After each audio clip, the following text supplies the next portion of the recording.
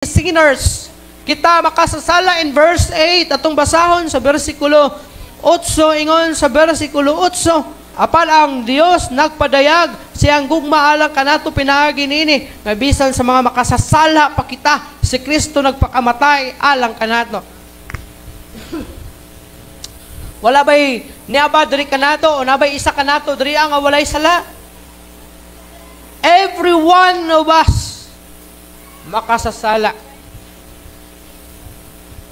Sukad pa mahimugso ang kalibutan ug hantod karon ang tanan mga tao makasasala. Isa lang ang tao nga walay sala, si Jesus Christ. Si Hesus Kristo. Nganong tao man siya? Tungod kay nagpakatao man gid siya ingon nga tao. So 100% si Jesus Christ tao. 100% po si Jesus Christ Ginoo. Manang wala siya sala. Now, kita ang tanan makasasala according pa sa pulong sa Ginoo. Walay bisan usa kanato nga walay sala. Gani, ang pulong sa Ginoo nag-ingon nga atong tinguha mao lang gyud ang paghimo og dautan o ang pagpakasala. Allow nato in verse o in chapter 3 verse 10 or 9 to the following verses. Ako ang basahon ni og sabtan ninyo. Busa unsa man, maayo pa ba kita kaysa uban? Dili gayod.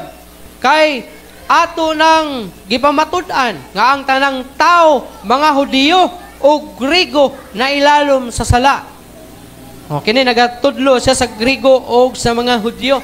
Pero dili but pasabot na exempted ka tungod kay ikaw hintil kun dili apil ka. Ingon pa sumala sa nasulat, walay matarong bisan usa.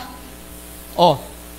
So kitang tanan makasasala kay wala may matarong bisan usa. Ang tanan mitipas og nangasayop silang tanan. Walay nagbuhat og maayo, wala bisan usa.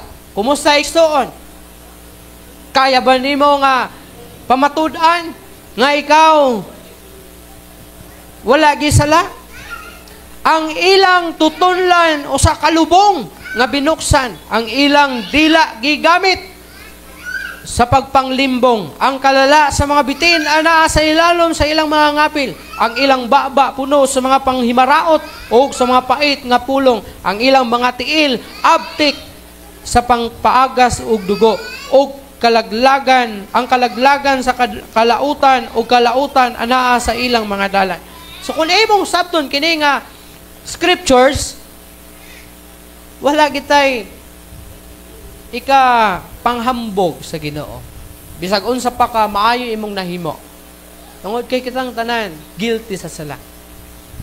Ingon ang pulong sa Ginoo in Romans 3:23, sa gingon, ang tanan nakasala ug nahilayo sa himaya sa Dios. Kung moingon tag tanan walay bisan usa kanato nga walay sala. O kung sa ingon sa Romans 6:23, for the wages of sin is death. Ang bayad sa pagpakasala kamatayon. That's why we need the amazing love of God. Kinahanglan nato ang kahibulungang gugma sa Ginoo because we are sinners.